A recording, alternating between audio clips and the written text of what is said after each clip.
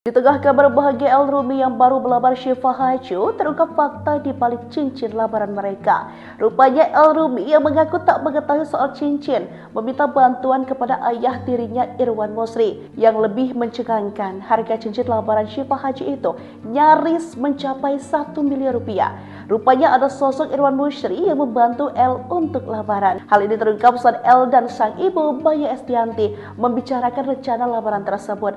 Melalui YouTube Maya, El pun mengakui adanya bantuan dari Irwan Mosri. Jadi lucu ya guys, fun fact-nya dia minta tolong suruh dedinya nyariin cincin tunangan imbuh Maya.